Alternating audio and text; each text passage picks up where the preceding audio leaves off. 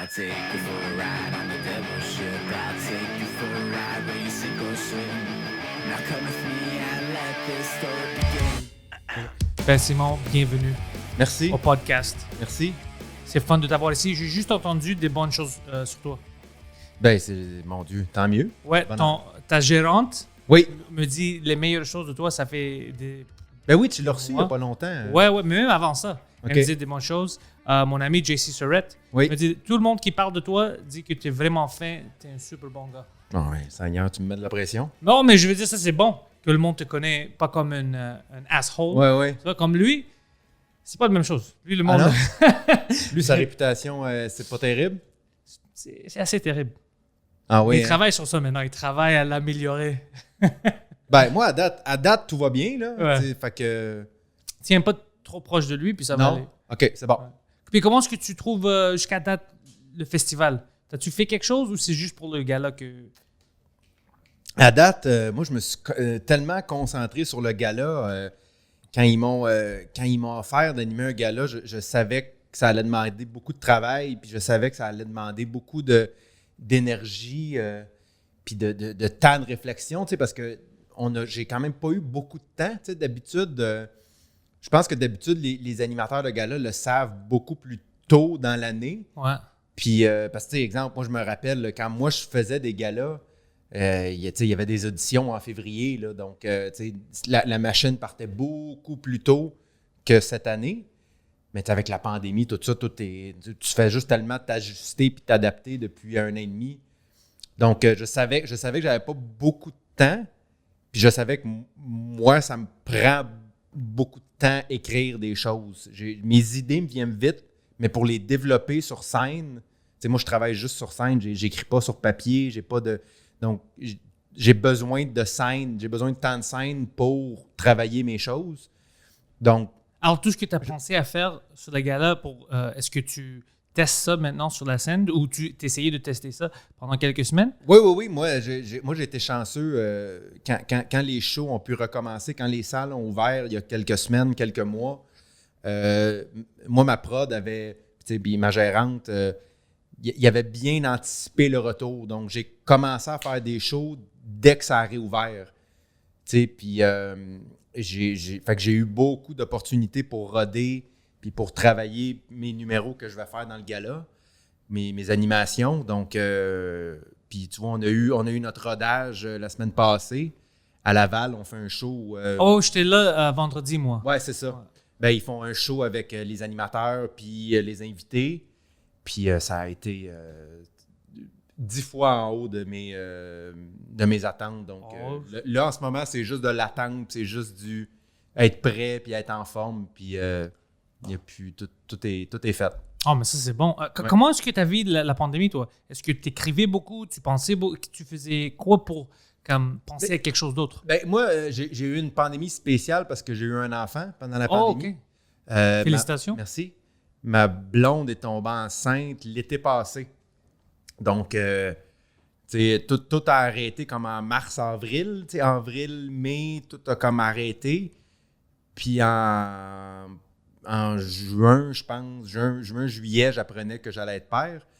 Donc, moi, quand j'ai eu la chance de refaire des shows pendant la pandémie, ce que je me suis dit, c'est, gars, je vais profiter de ce moment-là. Je veux pas faire mon one-man show. Je veux le faire dans des conditions qui sont bonnes pour ce one-man show-là. Je pense que c'est un show qui mérite d'être vu dans des bonnes conditions.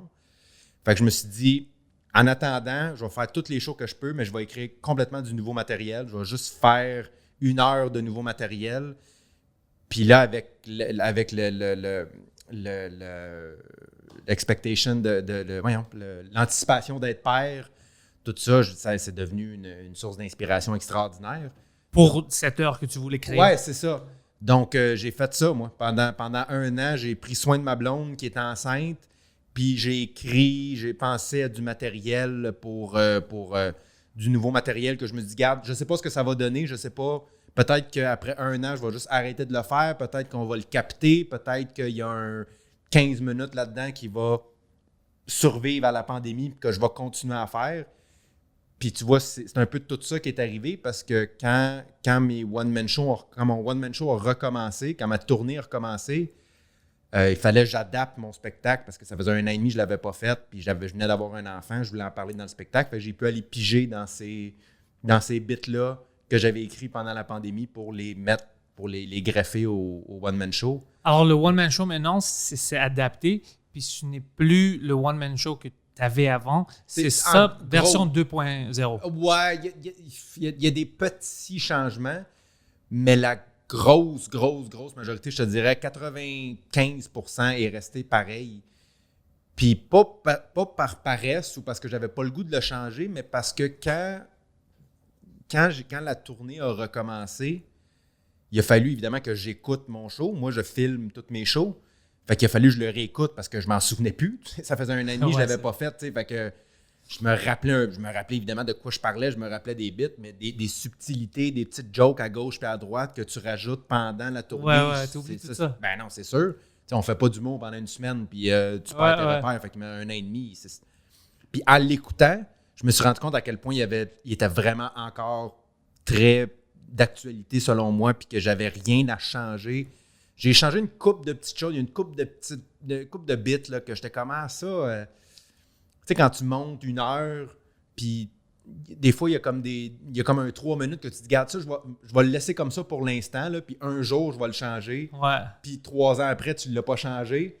Ben, de prendre un recul pendant 1 an, ça permet de voir ces petits 3 minutes-là que tu fais comme ça. Je ne l'ai jamais vraiment travaillé. Je l'ai mis là en me disant qu'un jour, je vais le changer. Fait que là, je n'ai profité là pour le changer ou pour l'enlever.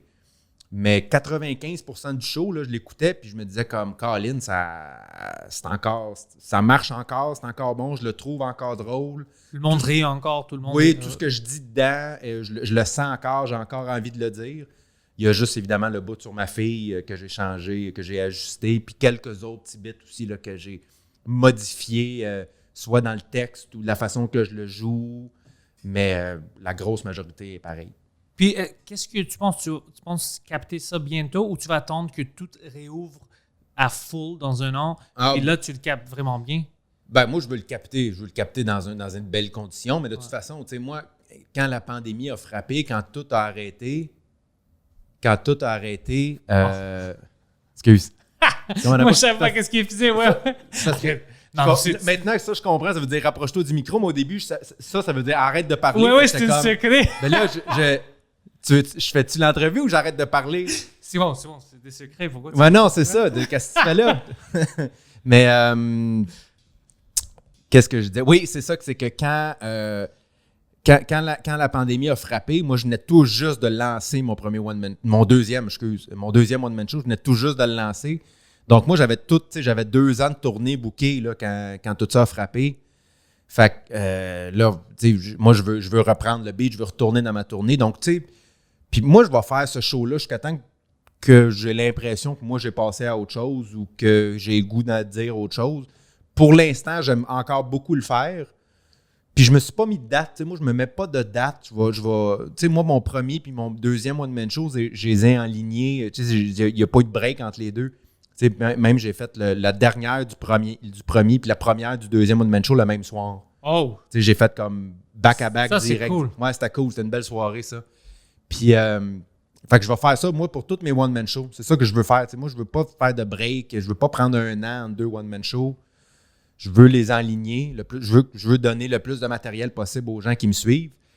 Donc, quand je vais sentir que, OK, là, ça commence à s'essouffler un peu, j'ai plus autant de fun à le faire qu'avant parce que là, je l'ai fait beaucoup, bien là, je vais commencer à écrire le 3e, puis je vais roder le 3e en finissant le 2e, puis un jour, le 2e va arrêter, puis on va le capter vers la fin de tout ça. Là. Donc, est-ce que c'est dans 1 an? Est-ce que c'est dans 2 ans? Dans 3 ans? Je ne sais pas, je peux pas te dire. Je me suis pas mis de date finale, de deadline à mon show. Je pense que c'est meilleur comme ça. C'est moins de pression sur toi. Puis, si c'est quelque chose que tu aimes, comme un an, tu aimes l'heure, tu n'as pas comme des limites. « Ah, j'aime faire ça, mais je dois arrêter dans 3 mois. » Ça n'existe pas. C'est comme, non, moi, je vais arrêter quand je veux plus. Oui, mais c'est ça. Puis en plus, je pense que pour ma prod, parce que tu sais, faire des shows, là, tu ne fais pas juste te présenter à la salle le jour même. Il faut que tu la réserves longtemps d'avance. Puis Maintenant, de nos jours, en plus, c'est tellement long. Ouais, moi, j'ai des dates de booker dans 3 ans. Là. Ouais, non, mais tu sais, parce que une grosse salle, la grosse salle, Albert Rousseau à Québec, là, tu ne bookes pas ça dans 6 semaines. Là, c'est 2 ans, des fois 3 ans d'avance. Donc, moi, ça me permet de dire, faites juste booker des salles. Je ne sais pas quel show je vais faire. Je ne sais pas si ça va être le 2e ou le 3e rendu là.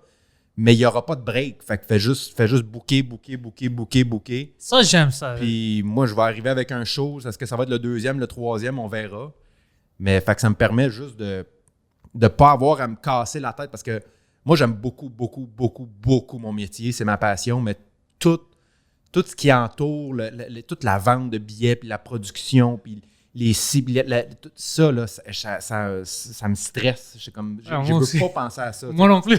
Exact. Moi, je veux juste du monde alentour de moi qui connaissent ça. Je leur fais confiance. Fait que moi, c'est ça. Je leur dis, regarde, moi, booker des shows, puis moi, je vais être là avec un show. Je ne sais pas ça va être lequel. Mais t'es chanceux parce que tu as une bonne équipe. Je les connais, ton équipe. Puis c'est tout. Ta gérante, c'est une de mes personnes favorites dans toute l'industrie. De loin. Puis je peux pas, je pourrais pas trouver une personne qui peut dire un mauvais mot. Non, c'est mais c'est parce que c'est quelqu'un. Mylène, elle a commencé en tant que passionnée de tout ça. C'est pas une fille qui a fait son cours de quelque chose à l'université. Non, c'est juste qu'elle aime ça. Mylène, elle était dans les shows d'humour il y a 20 ans. Là. Peut-être pas 20, là, mais 15 ans, ça c'est sûr, parce que moi j'ai commencé il y a 15 ans puis elle était déjà là. T'sais. Elle était juste là en tant que fan, c'est quelque chose qu'elle a trippé, puis tranquillement, pas vite, elle s'est greffée au milieu. Puis aujourd'hui, ça fait en sorte que oui, c'est une fille qui connaît énormément le milieu, puis qui connaît beaucoup, qui a un instinct humoristique, mais en plus, qui pour moi est la personne parfaite avec qui travailler, parce que c'est avant tout une personne qui trippe sur le bon humour, qui trippe avant tout sur la qualité. Puis, je veux dire, moi, c'était important. Moi, je suis un passionné d'humour. C'est ce que j'aime le plus faire au monde. Puis, quand je fais pas d'humour, moi, chez nous, il n'y a pas de musique qui joue, c'est du stand-up. Là. Je vais sur Netflix ou sur Apple Music. C'est quand que tu as découvert cette passion? C'est en secondaire ou même avant ça? Ah non, c'est après avoir commencé à faire de l'humour, moi. Ah ouais? Oui. Non, moi, j'ai un parcours. Mais comment est-ce que tu as commencé? Ben, moi, en gros, là... moi, je viens d'une famille de médecins. Dans ma famille, c'est tous des médecins. Fait que moi, quand j'étais jeune, le plan, c'était d'être médecin. C'était ça le plan. C'était tout ce que je connaissais. J'avais pas d'autres connaissances dans la vie. Tu m'aurais dit, nomme 3 autres jobs que j'aurais fait. Infirmier, puis secrétaire de médecin. Tout proche de ça, c'était ma vie, tu sais. Toute ma famille, les amis de mes parents, c'était tous des médecins. Donc, dans ma tête, c'était ça. Fait que moi, quand je me suis rendu compte, début vingtaine, que je pourrais pas être médecin parce que j'avais pas les notes puis j'avais surtout pas l'envie de le faire, je me suis retrouvé comme devant rien. T'sais, moi, 21 ans, là, je savais aucune idée. Je savais pas ce que je voulais faire dans ma vie. Je savais pas ce que j'aimais dans la vie. J'étais juste complètement perdu. Fait que moi, je me suis inscrit à l'école de l'humour pour avoir quelque chose à faire pendant 2 ans. C'est vraiment ça. Là. Moi, ça aurait pu être l'école de ballet. Il y a eu aucune... Il n'y a rien qui m'a poussé à faire l'école de l'humour.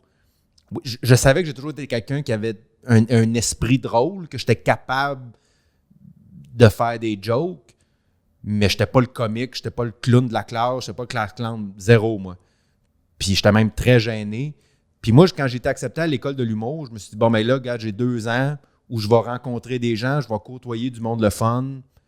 Je vais, au pire, un jour, quand je serai avocat, je pourrais dire, hey, j'ai fait l'école de l'humour, moi. Tu sais, juste, dans ma tête, c'était ça, là. C'était l'école de l'humour, c'était juste notch on my belt, là. C'était juste... Une petite partie de ta vie. Ah oui, c'était juste ça, là. C'était juste pour l'anecdote, là. Tu sais, c'était pour... Ça va être intéressant un jour de dire à quelqu'un que j'ai fait de l'école de l'humour, puis on va en parler une demi-heure, puis on va passer à autre chose après, tu sais. Puis en faisant de l'humour, c'est là que je me suis découvert un talent pour ça. C'est la première fois dans ma vie que j'étais comme, je pense que je suis bon là-dedans, tu sais. Parce que, tu sais, même dans les sports, moi j'aime beaucoup le sport, mais j'ai jamais été bon dans un sport. T'as jamais joué quelque chose comme le hockey? Oui, j'ai joué beaucoup. Okay. J'ai joué à presque tous les sports, mais j'ai jamais été bon. Tu sais, il n'y a jamais rien dans ma vie que je faisais en me disant ça, là, je suis meilleur que la moyenne. Ouais, Jamais. ouais. Que ce soit les études ou les sports ou les arts. Puis là, quand j'ai commencé à faire de l'humour, je me suis dit, ça, je suis meilleur que la moyenne. Ça, je pense que je suis capable de... J'ai un talent là-dedans. Puis c'est là que je me suis comme intéressé à ça et là que je me suis mis à découvrir un peu ce qui se faisait ailleurs dans le monde. Moi, je suis parfaitement bilingue, je viens de Montréal, donc ça m'a permis de découvrir les humoristes américains très rapidement. Puis quand j'ai découvert le stand-up américain, là je dis américain, mais c'est quelque chose d'autre, je comprends. Complètement. Ouais, c'est un style, parce que même moi, quand j'ai commencé à faire de l'humour, l'humour francophone, c'était encore très monologue. C'était important d'avoir un sujet puis de patauger là-dedans. Le stand-up, comme on le connaît aujourd'hui au Québec, ça n'existait pas. Là, puis c'était même mal vu. Là. Si tu changeais de sujet après trop... mal vu? oui, c'était mal vu. Oui. C'était, honnêtement, moi, quand j'ai commencé à faire de l'humour, quelqu'un qui arrivait et qui faisait juste comme « Hey, j'étais allé à telle place », puis qu'après ça, je changeais de sujet, t'étais comme « Bah, il n'y a pas de travail là-dedans, tu nous racontes rien, tu nous parles pas de rien. » Puis moi, c'était mon attitude, même moi au début. Puis quand j'ai découvert le stand-up américain, j'ai fait « Oh, OK, non, il y a quelque chose à faire avec ça. Il y a vraiment une façon de enchaîner des sujets qui ne vont pas nécessairement ensemble, mais que tout ça a une couleur, tout ça a une énergie. » Puis j'ai comme découvert quelque chose. Puis encore aujourd'hui, comme je te dis, moi, il n'y a pas de musique qui joue chez nous, c'est du stand-up. Là. Moi, si je me lève le matin, je vais mettre... J'aime mieux mettre le troisième show de Bill Burr que de mettre du Bruno Mars. Là. Je vais écouter le deuxième show d'un tel. Là. Puis un tel, ça fait longtemps que je ne l'ai pas écouté. La musique, le rythme du stand-up, ça vient me chercher en dedans, ça me fait vibrer en dedans. D'entendre quelqu'un parler dans un micro, puis d'entendre des gens rire de ce qu'il dit, je sais pas pourquoi, j'ai même pas besoin d'entendre ce qu'il dit, j'ai même pas besoin de comprendre ce qu'il dit pour... T'aimes la connexion qui se fait entre les deux. Ça me fait vraiment triper, ça. Puis, moi, c'est ça que j'ai découvert à travers ça, puis parce que, comme je te dis, quand j'ai commencé au Québec, c'était important de faire c'est plus du monologue, puis c'était important de parler au public. C'était hack un peu, c'était cheap. C'était crowd work, c'était un peu hack? Mais ça n'existait même pas, le crowd work. C'était même pas sur le radar. Juste de demander à quelqu'un. Moi, quand j'ai commencé, ça fait pas ça longtemps, ça fait 15 ans, tout le monde riait des humoristes qui disaient « Avez-vous remarqué » ou « Par applaudissement », ça c'était comme « Par applaudissement ». Puis aujourd'hui, tu peux pas faire d'humour sans demander aux gens qu'est-ce qu'ils vivent. C'est ça ma job à moi, c'est de parler de ce que je vis puis de voir si les gens connectent, si les gens se reconnaissent. Mais quand j'ai commencé, c'était très mal vu. Puis quand j'ai découvert l'humour américain, c'est là que j'ai découvert que OK, le but, c'est de créer un contact avec le public, puis qui se rejoignent là-dedans, puis de voir la vie d'une façon, juste de le twister, puis de parler de quelque chose que les gens ont vu à tous les jours, mais qui n'ont jamais vraiment pensé ou qui ne se sont jamais attardés là-dessus, ou que tu le tournes d'une certaine façon ou tu le fais voir d'une autre façon. Puis c'est là que que moi, mes horizons se sont ouverts, là, puis j'ai fait, je pense que ça, je suis capable. Je pense que ça... Puis c'était tout ça, c'était inconscient, là, tu sais. Mais c'est juste que tu le sentais. Mais je l'ai senti, tu sais, que j'ai fait ça. Moi, je suis capable moi, toute ma vie, j'ai été gêné. Moi, toute ma vie, j'étais le petit gars dans le coin, même dans les parties de Noël à la famille, là. Tu sais, moi, je suis gêné. Moi, si tu me mets plus que 4 personnes d'une pièce, je parle pas. Puis ça a fait en sorte que je pense que j'ai développé un sens de l'observation. Le fait que je parlais pas quand j'étais jeune, ça faisait en sorte que là, j'observais, je remarquais, puis je me parlais tout seul, puis j'observais des choses. Puis ça fait en sorte qu'aujourd'hui, je pense que je suis capable de regarder une situation ou d'avoir une idée qui est juste à côté de ce que tout le monde voit. Ouais, parce que toi, tu les regardes. Ben c'est ça, tu sais. Ouais. Puis je pense que ça fait en sorte qu'aujourd'hui, je suis un humoriste qui fait que les gens peuvent... qui est intéressant aussi, tu sais. Fait que mais, tu sais, tu regardes... Moi, c'est sûr, tu regardes genre de 2000... Mettons, 2010 à 2015, là. Puis peut-être même 2010 à 2015. Si tu regardes toutes mes vidéos de moi sur scène, là, tu peux dire, ça, c'est ma phase Marc Maron. ça, c'est ma phase Maniscalco, ça, c'est ma phase Burr, ça, c'est ma... Tu sais, t'es vois toutes. Tu vois tes influences. Tes voix, là, c'est clair. Il y a un moment donné, moi, quand j'ai découvert Marc Maron, je me suis pendant 3 mois, j'ai joué assis tout le long. Tu sais, j'étais juste sur un tabouret à parler. Quand j'ai découvert Maniscalco, là, je me mettais à jouer beaucoup puis à faire des gros... on les nommera pas toutes, là, mais tous les petits, puis des fois, j'en découvrais qui étaient pas très connus ou qui n'étaient pas connus du grand public. Puis je trouvais vraiment quelque chose là-dedans qui m'inspirait. Fait que tu le vois, là, tu sais. Puis au début, c'est inconscient, tu le fais pas pour te dire je vais faire ce que lui fait. Non, c'est à cause que tu vois ça, puis tellement chercher, tu sais, naturellement, tu joues la musique que t'aimes, là, tu sais. Je veux dire, si t'aimes le heavy metal, il y a personne qui aime le heavy metal qui fait du jazz, là, c'est normal, là, tu sais. Fait que, mais ça a fait en sorte qu'aujourd'hui, je pense qu'il y a dans mon style, il y a un beau mix de plein d'influences que j'ai vues en découvrant l'humour américain. Fait que, je me rappelle pas c'était quoi ta question initiale. Non, mais comment est-ce que tu as commencé? Mais tes parents ont dit quoi? Quand tu as dit, écoute, je ne vais pas devenir médecin ni vétérinaire. Étais-tu choqué un peu? Non, il était pas choqué. Il était surtout vraiment nerveux. Parce que, j'étais en train de leur dire que je m'en allais dans un monde qu'ils ne connaissaient pas, mais pas du tout. Tu sais, l'humour, pour eux, là, c'était Pierre Légaré à Juste pour rire. Là, je veux dire, ils comprenaient pas comment un gars de 21 ans peut faire ce métier-là. Rentrer dans le showbiz. Ouais. Dans le showbiz. Puis le pire, c'est que moi, il y a quelqu'un qui m'a demandé récemment, en entrevue, si tes enfants te disaient qu'ils voulaient être humoristes, qu'est-ce que tu ferais? Puis j'ai dit, j'aurais la même réaction que mes parents. Puis moi, je sais c'est quoi, là. Ouais. Je suis dedans, c'est ma vie, c'est ma passion. Mais si ma fille me disait, je veux devenir humoriste, demain, je m'en vais à l'école de l'humour, j'aurais un stress en dedans de moi parce que moi, je le sais c'est quoi, puis je le sais à quel point c'est tough. Fait que je veux même pas imaginer mes parents. Fait qu'il y a ça, mais il y a aussi que, comme je te dis, mes parents m'ont jamais entendu faire une joke avant la première fois qu'ils m'ont vu sur scène. Là. Je suis pas un gars drôle. Dans ma famille, j'étais pas le clown. Là. J'étais pas celui qui faisait rire tout le monde, puis qu'à Noël, tout le monde est comme « Hey, Simon, on fait ça, fais telle affaire. » Mais c'est pour ça que ça fait bizarre. Ils sont comme « Quoi? » Ah non, c'était ça. C'était juste comme... Puis moi, je leur ai dit une fois que j'ai été accepté à l'école de l'humour, je leur ai pas dit « Je vais faire les auditions ». J'ai été accepté, puis je leur ai dit après. Fait qu'ils ont été comme un peu devant le fait accompli de faire comme OK, c'est pas genre hey, j'aimerais ça faire ça, c'est hey, je vais faire ça, j'ai été accepté puis je vais le faire. Fait que ça a été comme un choc pour mes parents, ça a été une espèce de what the fuck, t'es zéro drôle, puis 2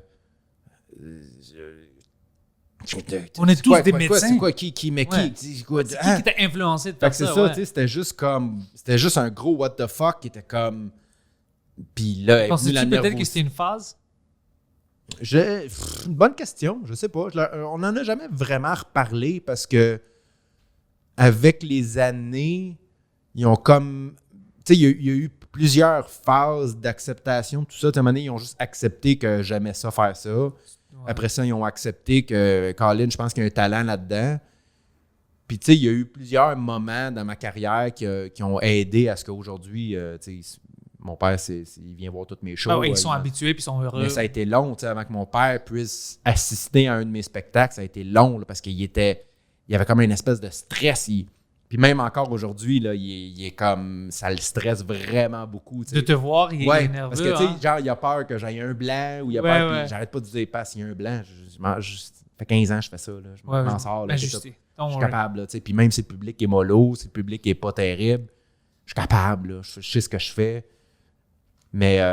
je le comprends, parce que c'est bizarre pour le monde qui ne savent pas qu'est-ce qu'on fait sur la scène. Quand ils me parlent, à moi aussi, ils me disent toujours la même chose. Comment est-ce que tu te rappelles de Dieu? Si tu n'as pas comment est-ce que tu parles aux gens? Pourquoi tu es calme si ça ne marche pas? Ben maintenant, je suis habitué. Au début, je n'étais pas calme si ça ne marchait pas. Mais tu t'habitues d'après des années. C'est ça. T'as-tu pensé à faire ça parce que tu es bilingue en anglais aussi?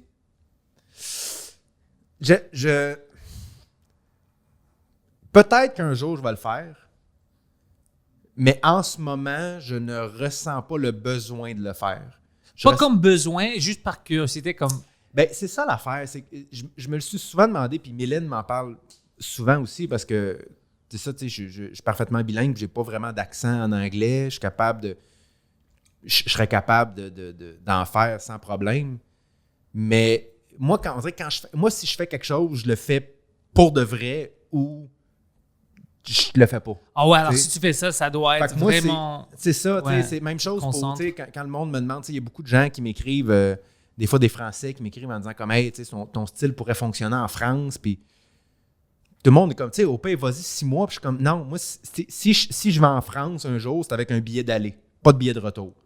Tu sais, je veux pas comme y aller 6 mois, fait que même chose en anglais, tu sais, pour moi, je fais 3 shows.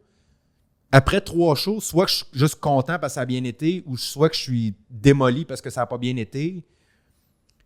Fait que pour moi, je vois pas vraiment pourquoi je ferais ça encore. J'ai beaucoup de respect pour ceux qui le font, puis c'est de plus en plus populaire, là, les humoristes francophones qui le font en anglais, qui s'essayent ou qui le font pour le fun. Mais moi, de le faire une fois pour le faire une fois... Parce que je sais comme Mike, par exemple, je serais juste comme trop full. stressé. Je serais juste comme trop stressé de le faire. J'en profiterais pas. Fait que pour moi, si je le fais, si un jour je fais de l'humour en anglais, c'est avec un billet d'aller puis pas billet de retour. Je le fais jusqu'à temps que je me rende compte que ça marche juste pas ou que je suis pas capable ou que je suis arrivé au bout de mon énergie. Mais de le faire 3 fois pour le faire 3 fois... Alors moi, quand je dis ça, moi je veux te voir comme de continuer parce que comme Mike, il fait les deux. Il fait toute une tournée en français, comme Noir maintenant. Puis après, il fait en anglais, il fait la captation. Puis toi, si tu es parfaitement bilingue puis tu es drôle, ça serait fun de voir ça. Ben, moi je pense qu'il y a un public pour ça. Ah, définitivement. Puis je pense que c'est clairement quelque chose qui est dans ma tête, qui roule dans ma tête. Mais comme je te dis, je ferais pas français-anglais. Moi, c'est anglais ou français. Si un jour je fais de l'anglais... Oh, tu veux dire sur la scène? Oui. Oh, même moi, puis j'ai l'accent. Quand je fais des shows en français, c'est juste en français. J'évite les mots... Ah non, c'est pas ça que je veux dire. Dans le sens que si je me concentre à faire des shows en anglais, en même temps. Je veux juste faire des shows en anglais. Mais ça, c'est bon. Ta vision est bonne parce que c'est bon de voir comme ça. Si tu vas consacrer ton esprit, ton temps dans quelque chose, tu vas mettre 100%. Puis tu ne veux pas mettre 50-50. Non, c'est ça. Non, ça, c'est un bon point de vue. Ouais. Parce que, tu sais, j'ai parlé à beaucoup d'humoristes qui en ont fait un peu en anglais, puis qui, des fois, juste de temps en temps, vont le faire. Je sais que il y a 2 ans à peu près, à Juste pour rire, justement, il y avait comme un show spécial où c'était des humoristes francophones qui le faisasaient en anglais. Mais ça, c'est juste une one-off, juste pour niaiser un peu. Ouais. C'est correct. Mais moi, personnellement... Tu sais, moi, j'aime... Pour moi, je sais pas comment l'expliquer. Pour moi, si ça rit pas à mon goût, j'ai pas de fun. Ouais, oh, bien sûr. Tu sais, il y a des humoristes qui sont capables d'avoir juste du fun, juste à être sur scène. Même si ça rit pas. Même si ça rit pas. J'ai déjà vu ça, ouais. Puis ça me fascine, ça. Puis tu sais, il y a des gens qui... Tu sais, il y a beaucoup d'humoristes qui disent, que j'entends souvent dire, puis tu sais, mettons qu'ils vont revenir de, je sais pas moi, de 2 semaines de vacances, ou qui n'ont pas fait de scène depuis 2-3 semaines, qui sont comme « Hey, là, j'ai besoin de monter sur scène. » Moi, j'ai pas ça. Oh, t'as pas ça? J'ai pas ça. Moi, j'ai pas ce besoin-là. Je le fais parce que c'est ce que j'aime le plus faire au monde. Puis c'est parce que c'est ce qui me rend heureux, c'est mon travail, ça me motive, j'ai le goût d'être le meilleur possible. Mais j'ai pas ce besoin-là, moi, de monter sur une scène puis de parler à des gens. Oh, donc, ouais, c'est ça que moi, j'ai donc, pour moi, si je le fais en anglais, c'est pour être bon en anglais. Exactement. C'est pas juste pour le faire. Non, parce que j'ai besoin de le faire ou parce que j'ai un défi en dedans de moi. Si je le fais en anglais, c'est pour être reconnu comme un très bon humoriste anglais, tu comprends? Ah, moi aussi, quand je fais français ou anglais, je veux faire bien. Je veux faire oui, c'est ça. Je teste des choses. Oh, fuck, ça n'a pas marché, je dois tester ça. C'est ça. C'est ça que j'aime. Mais je suis d'accord avec toi. C'est jamais comme je dois être devant du monde, juste pour parler. Ça, non, ça, j'aime pas ça. J'ai besoin de faire mon métier. J'ai besoin... Je me rends compte que si je fais pas de la scène, si je fais pas mon métier, les idées roulent dans ma tête, puis à un moment donné, ça fait juste s'empiler, puis à un moment donné, il faut que ça sorte. Mais ce besoin-là d'être sur scène, c'est pas un besoin physique que j'ai, c'est une envie. Ouais, c'est une envie, mais c'est deux quand même types d'humoristes différents. Ouais. Parce qu'il y en a des humoristes, tu as totalement raison, puis j'en ai des amis comme ça que c'est juste la performance. C'est juste d'être là, même si ça ne se rit pas, juste d'être là, pour eux, c'est déjà le fait accompli. Oh, c'est fini. pour moi, c'est vraiment différent. Moi, J'ai 100% de respect pour ça, là. Non, je dis, c'est mes amis. Ben oui. Mais je veux dire, moi, c'est vraiment, je vois que ça a connecté. Pourquoi? C'est-tu le mot qui a connecté? Il pense comme moi ou c'est juste la façon que je dis? Je pense à tout. Puis si quelque chose ne marche pas, quand je sors, je pense vraiment. Je suis comme, pourquoi ça marche pas comme ça? C'est-tu parce que j'ai changé de la place? Peut-être si je le mets comme ça, comme... C'est un peu perfectionniste, puis c'est jamais parfait. Ouais. Mais ça rentre dans ma tête. Mais c'est jamais comme j'ai besoin d'avoir du monde devant moi. C'est vraiment, j'ai juste besoin de parler, de sortir les mots, puis voir si ça marche. C'est les choses que tu écris, si ça sort bien sur la scène. On est un peu foqué comme ça. On a tous des petits. Ouais, c'est ça. On est des drôles, de phénomènes quand même. Ouais, faut être. C'est une job où il faut être. Cette job-là, la job d'humoriste, remplit des besoins qu'aucune autre job peut remplir, tu sais. Tu peux pas, il n'y a pas... Tu sais, moi, je suis faite pour être humoriste dans la vie, tu sais. C'est ça. Je suis faite pour ça. Ouais. Il n'y a aucune autre job. Mais quoi que c'est pas vrai, j'ai travaillé en pub, moi, pendant 2 ans, puis j'ai vraiment, vraiment beaucoup aimé. En pub? Ouais, j'ai été concepteur publicitaire. Ah ouais, c'était fun? Ouais, j'étais writer, là. Ouais. J'ai adoré ça. Alors, tu sais, c'est quoi, toi? C'est juste un ajout. C'est une bonus que tu es drôle. Puis ça aide. Mais toi, je pense que c'est parce que tu as beaucoup de créativité. Ouais. Puis à cause que tu es drôle, stand-up, c'est parfait pour toi. Mais tu peux faire d'autres choses qui ont besoin. Le requis, c'est vraiment d'être créatif. Ben, tu sais, c'est ça. Mais en même temps, je dis ça. Puis j'ai fait de la pub pendant 2 ans. Puis je suis revenu à l'humour parce que ce côté-là de faire rire un inconnu, là, c'est la plus belle chose au monde, là. De faire rire quelqu'un qui est là et qui ne te connaît pas, c'est tellement... Puis quand tu le sens que tu l'as, là, tu sais, quand tu le sens là, que là, il est de ton bord, là, puis des fois... tu sais, c'est ça qui est le fun. C'est ça le trip. Puis des fois, ça marche pas, mais moi, ma job, c'est d'essayer. Puis j'ai jamais été du genre, moi, à faire comme abandonner d'avance parce que...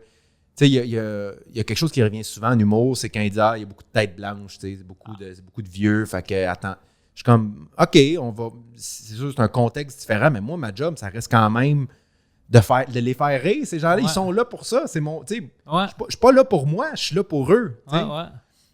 Puis, dans mes salles, moi, c'est ça que j'aime, c'est qu'il y a beaucoup de diversité d'âge, tu sais, puis une madame avec des cheveux blancs et des petites lunettes qui rit d'une joke de pète, là, mon gars, c'est une des plus belles choses au monde. Là. Ouais, parce que tu pensais pas que tu penses comme moi. Une petite madame là, qui rit d'une joke de batte, là, man, c'est incroyable. Est-ce que ça t'est déjà arrivé que... Je demande ça parce que ça m'est arrivé à moi, puis j'aime parler sur un podcast, mais je me souviens au Comedy Nest, ça fait des années, j'étais booké, c'était le week-end. Puis c'était une journée vraiment fuckée.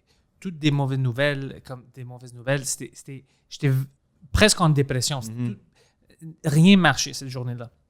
Puis j'étais un peu down, puis je sors, je vais sur la scène, puis je dis « Hey man, je dois faire mon mieux possible pour le public. » Puis au premier joke, juste en avant, je regardais le couple, puis il riait fort, comme toute une seconde comme ça. Puis ça m'a fait, à cause que j'ai regardé, moi je commençais à rire. Puis j'ai continué, puis j'ai oublié tout, puis j'ai fait mon set, puis j'avais oublié tout mon stress. C'était le temps où c'était inconscient, mais j'avais compris, shit, comme ça travaille des deux angles. C'est pas juste pour eux. It's two-way street. Même nous, puis ça, tu peux pas expliquer ça à quelqu'un qui fait pas le stand-up. Toi, je te dis ça, puis tu comprends qu'est-ce que je veux dire. 100%. J'essaie d'expliquer ça à du monde qui sont pas dans le stand-up. Je dis, je comprends pas. T'étais déprimé, puis quelqu'un a ri à ton joke, puis après t'as oublié, puis t'es heureux. Je dis, oui, c'est parce qu'ils me comprennent. Si tu ris, ça veut dire que tu comprends quelque chose. Si tu comprends le sens d'humour de quelqu'un, tu le comprends. Alors, c'est juste... Ben, c'est de l'amour. C'est de l'amour, c'est ça. C'est comme... Un inconnu qui rit de ce que tu viens de dire, tu n'as pas pur amour et appréciation que ça, tu sais. Puis, je suis tellement à 100% d'accord avec toi. Souvent, il y a des... Quand les gens, des fois, après les spectacles, des gens qui m'écrivent, tu sais... puis ils disent « Hey, tu sais, je passais un moment difficile, merci, puis tout ça. » Puis à chaque fois, je leur réponds « Ouais, mais vous faites la même chose pour moi, tu sais. Moi aussi, là, ça m'arrive, moi, d'avoir des mauvaises nouvelles, puis d'être pas bien, ou de m'être du mauvais pied, ou de m'être pogné avec... je me suis pogné avec ma blonde, ou j'ai reçu une mauvaise nouvelle, ou j'ai mal dans le dos. Ça arrive, là. Puis le public qui rit de tes choses, ça te fait complètement oublier. Fait que c'est complètement... T'as tout à fait raison. Ça a deux sens, là. Complètement. C'est quelque chose d'extraordinaire. Écoute, Simon, on doit finir C'est l'entrevue, oui, à cause que ici on a des limites. Mais c'est sûr que tu reviens au studio et on va faire un vrai podcast ensemble. Quand tu veux. Qu'on n'a pas de limites. Mais quand même, moi, je pense que c'était une bonne entrevue. Moi, Absolument. Oui, c'était très excellent. agréable. C'est juste à passer de même. Ça passait vite, puis c'était, je pense, un peu plus long que les autres, mais ça passait vite parce que c'était une bonne conversation. C'est pour ça que je te dis déjà, on va avoir ton horaire et tout ça, mais tu vas venir au studio, ça va être du fun. OK. On va Quand tu faire veux. ça. Je veux te remercier. Merci à d'être toi. venu. Ben, merci à toi. Et on va faire ça bientôt. Quand tu veux.